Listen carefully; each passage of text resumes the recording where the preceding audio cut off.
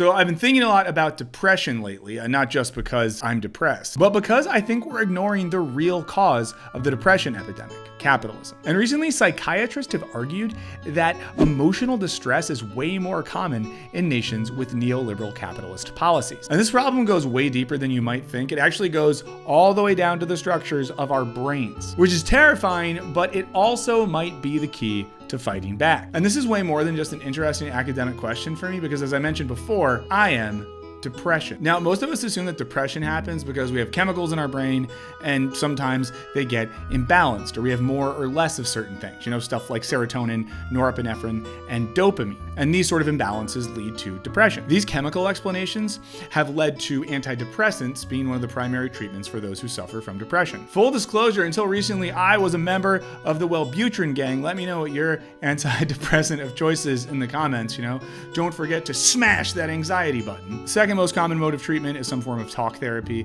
These days, CBT tends to be the most popular. This too is a thing that I have done to attempt to be less sad and more good. And these treatments are as profitable as they are popular.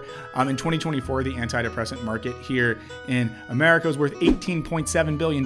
It's projected to be worth $37.9 billion by 2034. According to another report, on average, Americans are spending $208.93 on therapy each month. Because let's be real, your insurance ain't paying for that shit. But according to psychiatrist Joanne Moncrief, author of The Myth of the Chemical Cure, none of the situations we call mental disorders have been convincingly shown to arise from a biological disease. Academic David Matthews writes that despite its prominence, little evidence exists to support the premise that biology is the primary cause of the development of mental illness. Now, let's be clear here. This is not some grifter logic in which medication is bad for you and all you really need is a positive attitude and a regimen of supplements that are not approved by anyone, anywhere, at any time for anything. Rather, they're pointing out the way in which the focus on individual and biological explanations ignore the social and economic factors that are, for lack of a better term, making us all feel like ass. Because when we treat mental health like a wholly biological problem, we end up treating it like a wholly individual problem. And this all leads to the expansion of a mental health and wellness industry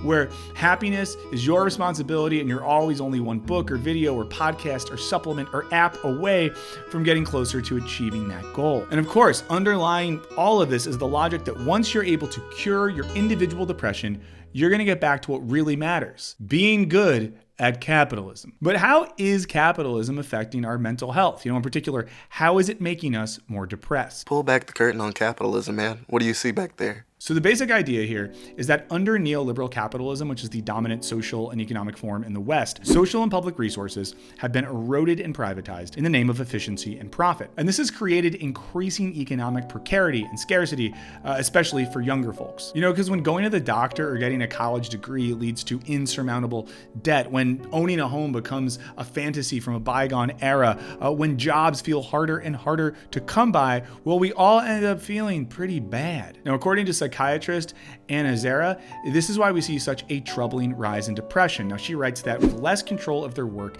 and fewer opportunities for recognition and promotion, workers often derive less meaning in work, which causes increased anxiety and depression. She goes on to write that neoliberalism encourages individualism, which is decreased emphasis on the need for community and social connection for fulfillment. So not only does neoliberalism create the conditions for depression and anxiety, in encouraging individualism, it then erodes the type of human community that we need to avoid feeling socially isolated. The thing that really sucks about all of this is that we treat this state of affairs as normal, which means that people and brains that struggle to thrive under these conditions are considered to be abnormal. This leads to folks being labeled mentally ill just because they fail to thrive in circumstances that are fundamentally unjust. And this is where medication can become problematic. It's often sought out and prescribed as a way to help patients become more successful in the neoliberal capitalist society. And this implies that not assimilating to the desires and aims of capitalism makes one ill. This really hits home for me.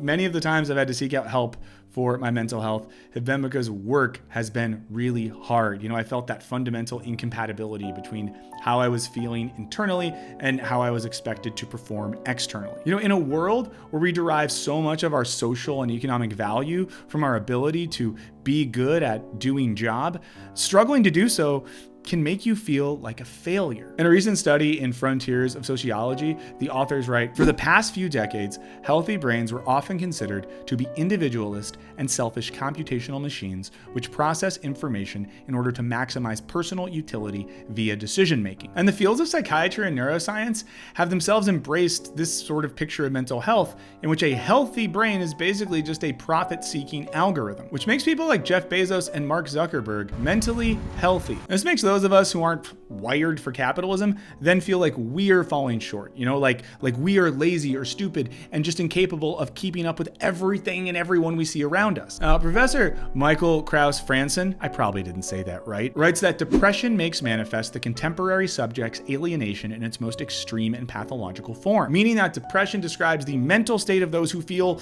most out of sync with contemporary capitalist life. Is that you? Is that you? Is that you? Is that you? Is that you? Okay, so how do we make sense of all this in light of our more common sense understanding of depression? Now, David Matthews writes that mental health under capitalism evolves from a dialectical relationship between the material conditions of capitalism and the corporeal and hence material nature of the individual. So rather than being either wholly caused by social and economic factors or caused wholly by biological and psychological factors, the two are inherently related. You might have some genetic predisposition towards depression, but it might not be a problem until a set of social conditions, unemployment, debt, housing cost, exacerbate that underlying biological predisposition. Looking at things in this dialectical way is especially important right now in the United States, as our new Secretary of Health and Human Services, Robert F. Kennedy Jr., is radically changing our public health approach to mental illnesses like depression. Because, if you don't understand what's going on here, we might think that he's doing something that's kind of good.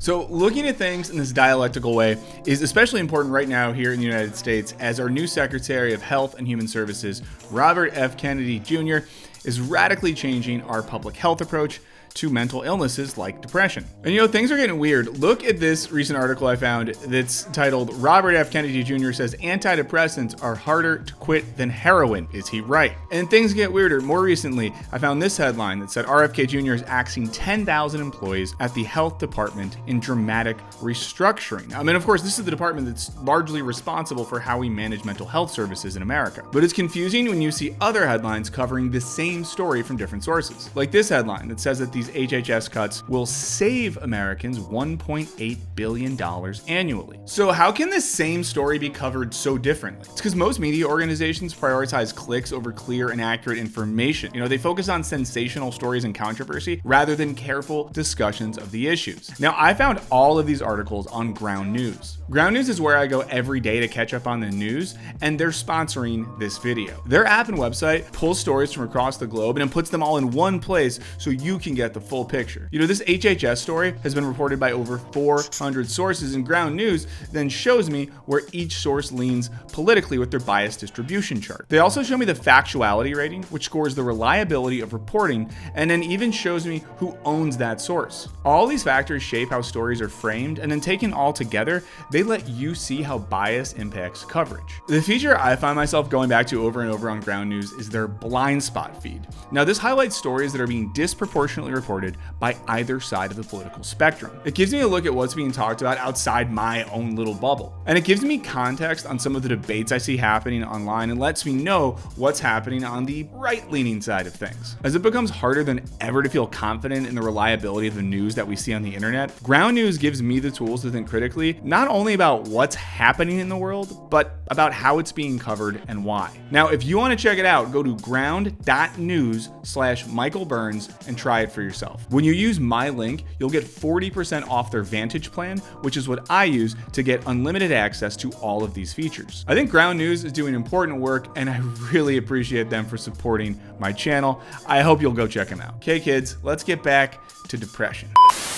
But there's another wrinkle here, because recent neuroscience is at odds with that picture of our brain that says we're basically wired to just be good at capitalism. In her book, What Should We Do with Our Brain?, Catherine Malibu writes about how the science of neuroplasticity fundamentally changes how we should be understanding our mental health and our relations to capitalism. Paraphrasing Marx, Malibu writes that humans make their own brain but they do not know that they make it. And we make our brain via the process of neuroplasticity, which is the brain's organic capacity to change and adapt on its own. For Malibu, it's dangerous to be ignorant of our brain's plasticity, because when we do this, we continue to believe in the rigidity of an entirely genetically determined brain. This is dangerous for at least two reasons. First, it lets us believe the myth that our brain is just one particular way. If we're biologically depressed or anxious, well, there's nothing we can do about it except for take more pills. But again, for real, I've taken pills. I take them sometimes. If they're helpful, that's still good. Now, second, it perpetuates a vision of the brain that replicates the structures of capitalism,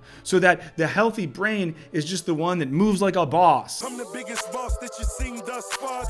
Or something. Basically, it means that your brain resembles the logical functioning of like Andrew Tate. Malibu argues that our task is to figure out how we can stop our consciousness of the brain from simply coinciding with the spirit of capitalism. And this has very real effects on our lives. Because the neoliberal vision of the brain as adaptable is just a vision of the brain that's good adapting to what your boss or the market wants you to do. Adaptability is employability. Malibu describes employability as a neo-management concept that indicates the capacity to respond to a world in motion by a supple use of abilities. So just as the neoliberal brain can use CBT or medication to adapt to its mental health struggles, the capitalist worker can adapt to the demands of the modern labor market. But rather than adaptability, Malibu thinks the power of the plastic brain is its ability to explode. She writes that perhaps we ought to relearn how to enrage ourselves, to explode against a culture of docility, of amenity, of the effacement of all conflict, even as we live in a state of permanent war. Rather than adapting to the system, this looks like fighting against that system, saying no to its demands, refusing to let that system tell us that somehow the very logic of neoliberalism is just